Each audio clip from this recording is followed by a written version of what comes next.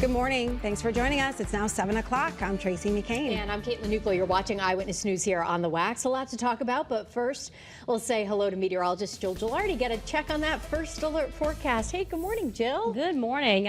Cool out there, but it's going to be a lot colder tomorrow morning. Oh, okay. Yeah. Freeze warning for tomorrow morning, frost advisory, and all that jazz. I don't know what that's been on the mind this morning.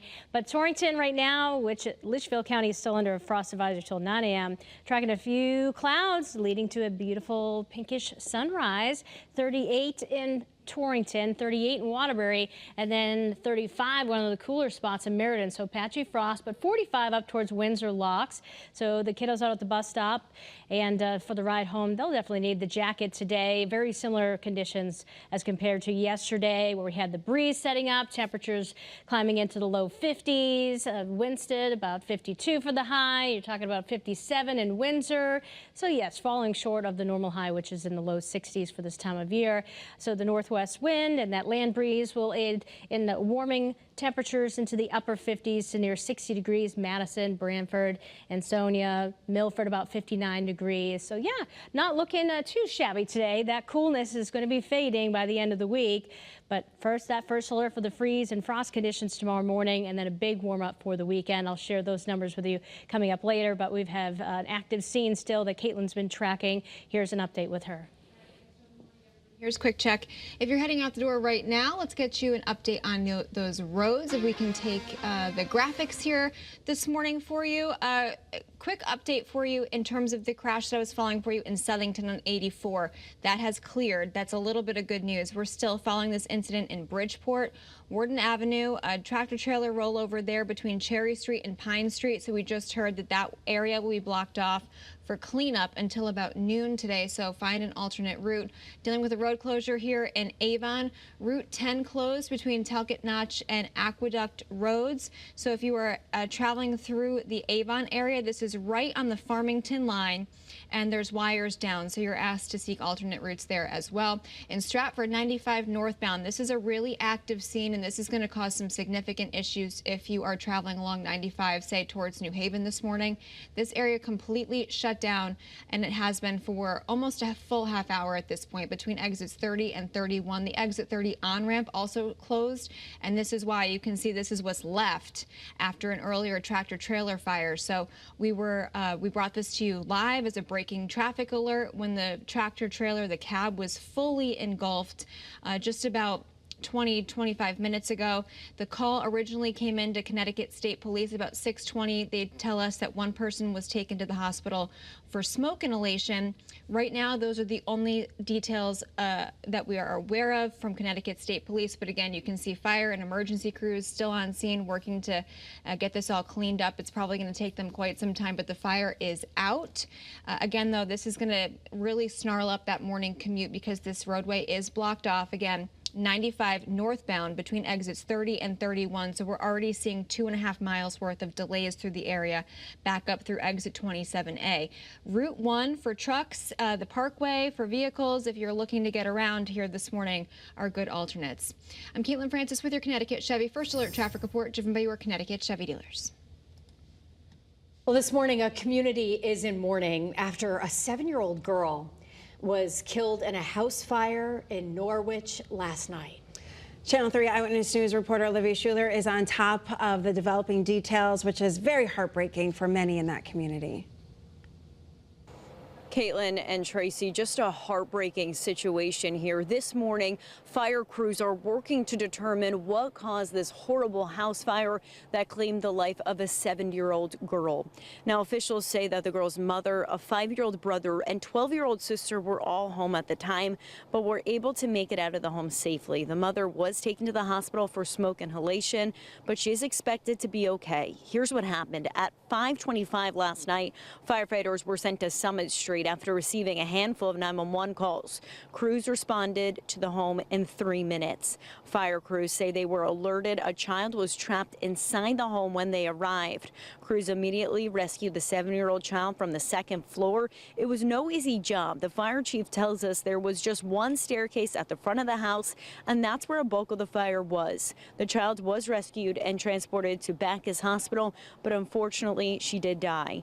At this time, the child's name is not being released.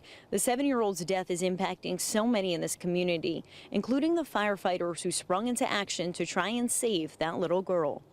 It is difficult. We offer critical incident stress debriefing. We have a team available in the morning when they come off shift.